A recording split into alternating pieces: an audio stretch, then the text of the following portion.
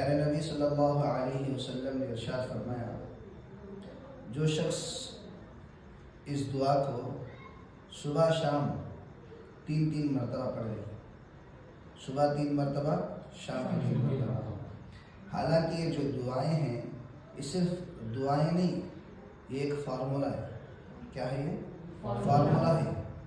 یعنی جب بھی ہم دعائیں پڑھیں گے، دعاؤں کے پڑھنے کی وجہ سے جب ہم دعائیں پڑھتے ہیں تب اللہ کا نام ہماری زبان پر آتا ہے۔ یعنی دعاؤں کے پڑھنے کی وجہ سے ہم اللہ سے کنیکٹ ہوتے رہتے ہیں، اللہ کا نام زبان سے چلتے رہتا، اللہ کی محبت دل میں آتے رہتی، اللہ سے ہم رجوع ہوتے رہتے، یعنی اللہ اور ہمارا رشتہ بنتے رہتا۔ گویا میں یوں کہوں، کوئی خاص دوسرے اعمال نہیں کر رہے مگر دعاؤں کا اہتمام کر رہے،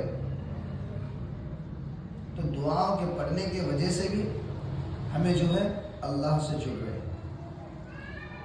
تو میرے ہاں اللہ کے نبی صلی اللہ علیہ وسلم نے فرمایا، جو شخص صبح اور شام 3 بار اس دعا کو پڑھے گا تو اللہ رب العزت ہر اچانک آنے والی مصیبت ہو یا پریشانی ہو، ہر اس چیز سے اللہ اس کی حفاظت فرمائے۔ کتنی بار پڑھنا ہے؟ 3 بار پڑھنا ہے، صبح 3 اور شام میں 3۔ تو یہ دعا کون سی ہے؟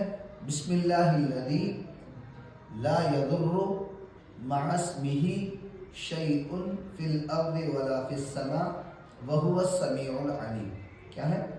بسم اللہ الذی لا یضر مع اسمہ شیء فی الارض ولا فی السماء۔ آپ بھی بولے ایک مرتبہ، بسم اللہ الذی لا یضر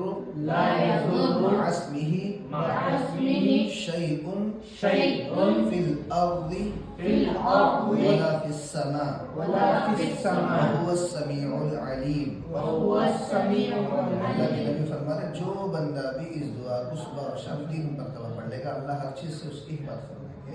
صبح سے پکڑ کر شام تک حفاظت فرمائیں گے، جو بندہ شام میں پڑھ لے گا اللہ اس کی صبح تک حفاظت فرمائیں گے۔ یہ جو عوبان بن کر ایک صحابی رسول ہے، انہوں اس حدیث کو روایت کر رہے، بتا رہے، یہ میں نے اس حدیث کو حضرت عثمان بن عفان رضی اللہ تعالیٰ عنہ سے سنا ہے۔ تو جس وقت یہ حدیث بیان کر رہے اس وقت انہیں جو ہے فالج کی بیماری تھی۔ کون سی؟ لکھوا جسے بولتے ہیں، فالج کی بیماری تھی۔